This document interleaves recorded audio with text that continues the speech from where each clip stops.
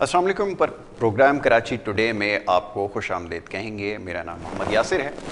Programme में नाज़रीन बात होती है शहर कराची के हवाले से मुख्तलिफ मसाइल को अपने प्रोग्राम में ज़ेर बहस लाते हैं और कोशिश ये होती है कि ज़्यादा से ज़्यादा शहर कराची के हवाले से जो खबरें हैं वो आप तक पहुँचाई जाएँ और बिल्कुल सही अंदाज तक पहुँचाई जाए।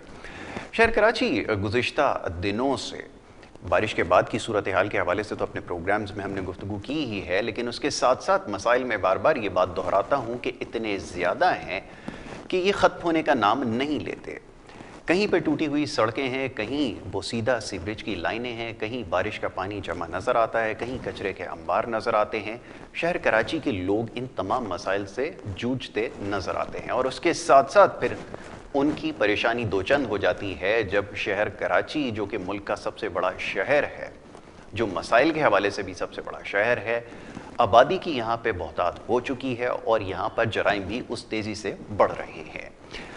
और अफसोस की बात यह है इस सारे अमर में हुकूमत की हमें कोशिशें नाकाफ़ी नज़र आती हैं। और इसके अलावा जौहराबाद और ये तमाम ऐसे इलाके हैं जहाँ पर बड़ी तेज़ी से जराइम की जो वारदातें हैं वो बढ़ रही थी। और जो हमने हक़ाइक़ आपके सामने रखे उसमें हमारे पास कुछ ऐसी फुटेजेस भी हमें मौसूल हुई हैं जो हम एक्सक्लूसिवली K21 न्यूज़ पर आपके लिए लेकर आए, जिसमें हमने वो वारदातें दिखाई भी हैं। तो ये बढ़ती हुई जो जुराइम की शरह है ये एक बहुत बड़ा चैलेंज है। और उसके साथ साथ अब से कुछ दिन पहले ही हमने इस प्रोग्राम में भी उसका जिक्र किया था कि जो पुलिस के आला अफसर हैं उनकी जानिब से ये बात की गई थी कि ये तमाम चीज़ें शहर कराची के लोग बढ़ा चढ़ा कर पेश कर रहे हैं।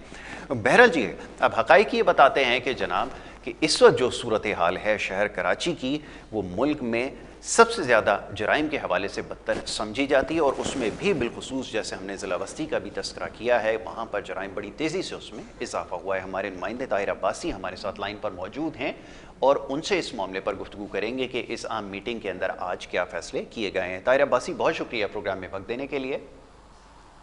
क्या फिर भाई ताहिर, ये बताइएगा कि ये क्या मीटिंग में आज फैसले हुए हैं और ख़ास तौर पे ज़िला बस्ती के हवाले से, बिलखुसूस जौहराबाद और ये जो न्यू कराची का जो इंडस्ट्रियल एरिया है और सुपर मार्केट है लियाकताबाद, या ये वो इलाके हैं जो बहुत, आप समझ लें कि यहाँ पे बड़ी तेज़ी से जुराइम में इजाफा हुआ है। अब क्या फ़ैसले इस हवाले से किए गए, ज़रा इसका अहवाल हमें बताइए।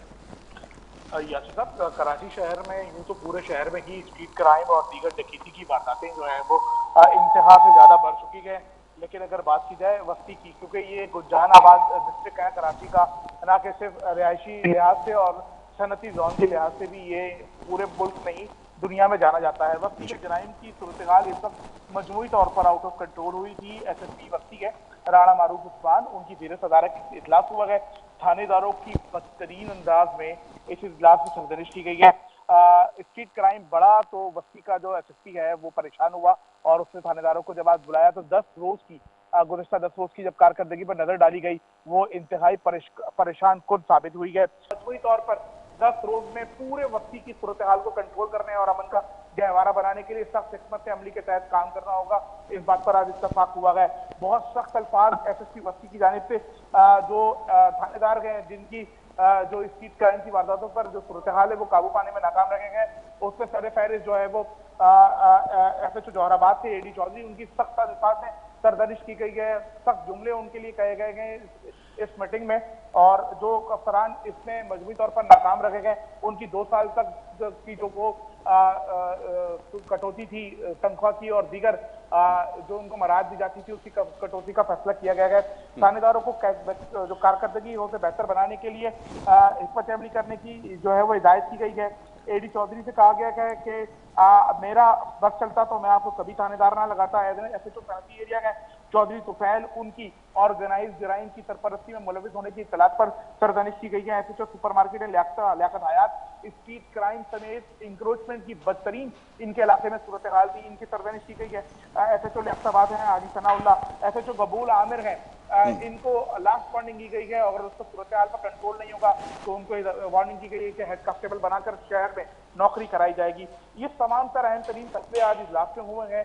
राणा मारूफ इंतहाई गर्म अंदाज में आज सामने आए और इसके बाद हमने देखा जो ही मोटी मीटिंग खत्म हुई है तो बस्ती में जगह जगह नाके नजर आए हैं। ये थानेदार कराची की सड़कों पर स्नैप चेकिंग और अमले को हाईलाइट करते हुए नजर आए गए। तो यूं लगा कि जो आज का तमाम जो मलबा थानेदारों पर गिरा था उसके लिए शहर में वो नजर आ रहा है और पुलिस बस्ती में जी। अगर बात की जाए रिजविया से लेकर और न्यू कराची तक की, तो जो इत्तलात अब तक के 1.5 घंटे के दौरान मौसूल हुई है, उसके मुताबिक शहर भर में जो खासतौर पर बस्ती में पुलिस भारी तादाद में सड़कों पर मौजूद है और नाकाबंदी कर रखी है बिल्कुल और ठीक जराइम है। को कंट्रोल करने में जो है वो हिकमत अमली के तहत काम कर रही ठीक है, बिल्कुल ठीक है, आपने बिल्कुल ठीक कहा कि जब एक पुलिस ऑफिशियल अगर महफूज नहीं है तो यकीनन एक आम आदमी बिल्कुल भी महफूज नहीं अपने आप को महसूस कर सकता।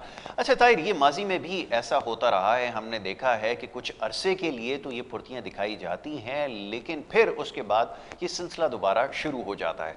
और इसके हवाले से ये पेशगोई की जा रही थी कि जो इस वक्त अमूमी हालात हैं, बढ़ती हुई महंगाई है, उसकी वजह से जराइम की तनासुब में इजाफा होगा और बिल्कुल वैसा ही हुआ है। इसके लिए देर पा इक़दामात की ज़रूरत है। उस हवाले से कोई अभी तक प्लान ऐसा सामने आया है या ख़ास तौर पे जो सिंध हुकूमत है उसकी जानिब से कुछ ऐलानात किए गए हैं? क्योंकि अभी बज़ाहिर लगता ये है कि जो तमाम तर मसरूफियात हैं वो क्रिकेट मैच की वजह से वो जो पुलिस की और रेंजर्स की और जितने भी कानून नाफिज करने वाले इदारे हैं उनकी उस तरफ ज़्यादा नज़र आती है। फरमाइए इस हवाले से क्या कहेंगे? यासिर साहब, दो चीजें हैं। अगर से बात की जाए सूबाई हुकूमत की, जी। तो सूबाई हुकूमत इस वक्त मुकम्मल तौर पर तवज्जो सैलाब जो जदगान है उनकी बहाली और उनकी माली मदद समेत और उनकी दीगर इकदाम में लगी हुई है।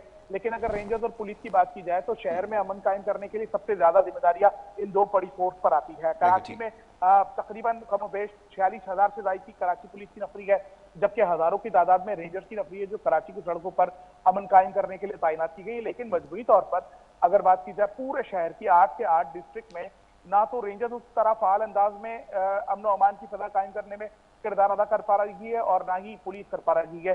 पुलिस सिर्फ और सिर्फ आदाद शुमार देने में मसरूफ है।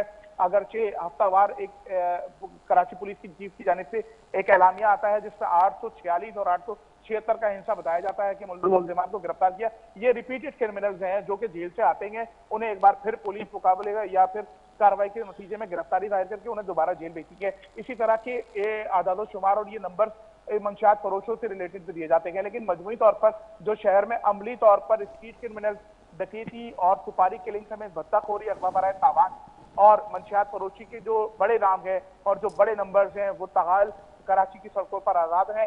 न कि सिर्फ कराची बल्कि हमारे जो मजाफती इलाके हैं जो कराची और हैदराबाद से मिलाते हैं या फिर जो कराची और बलूचिस्तान से हमें मिलाते हैं, ये ज्यादा मुतासिर हैं। यहाँ आमदोरफ्त सख्त रखी हुई है इन्होंने और मुस्तकिल अंदाज में यहाँ पर वारदातें और मंशियात की सप्लाई शहर में होती है, जो कि न कि स्ट्रीट क्राइम बल्कि मोटरसाइकिल चोरी की एक बड़ी वजह है।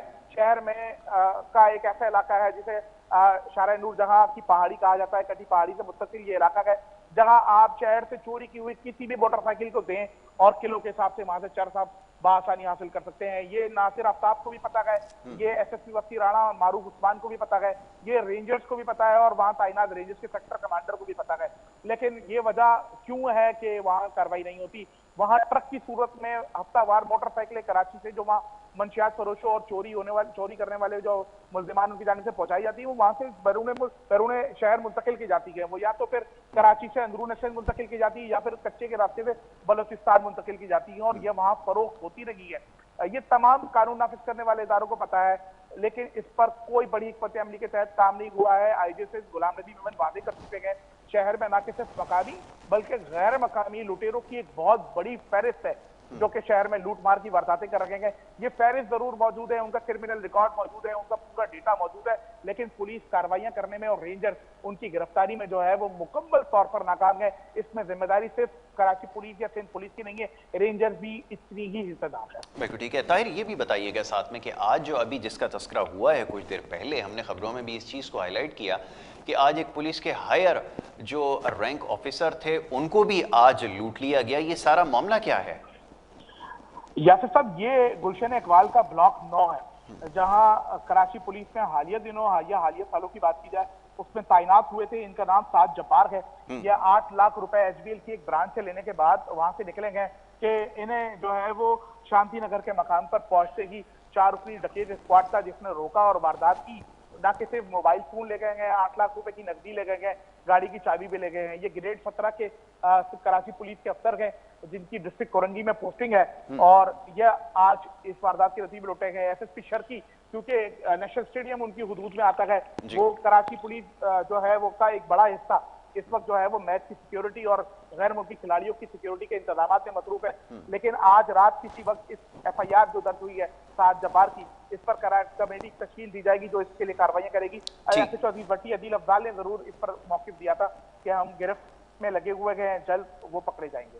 बहुत ठीक है जी। ताहिर अब्बासी, बहुत शुक्रिया आपका प्रोग्राम में वक्त देने के लिए। ताहिर अब्बासी हमारे नुमाइंदे मौजूद थे लाइन पर, बड़ी तफसील से उन्होंने आगाह किया शहर क़ायद की जो इस वक्त सूरत हाल है और ख़ास तौर पे ज़िला वस्ती के अंदर जो फैसले अहम किए गए हैं जुराइम को काबू करने के लिए, उसके ऊपर हमें ब्रीफ कर रहे थे। मज़ीद खबरें और भी हैं जो प्रोग्राम में आपके साथ हम शेयर करेंगे। यहाँ पर वक्त हो रहा है एक ब्रेक का, ब्रेक के बाद वापस आएंगे और प्रोग्राम के सिलसिले को जारी रखेंगे। आप देखते रहिए प्रोग्राम कराची टुडे।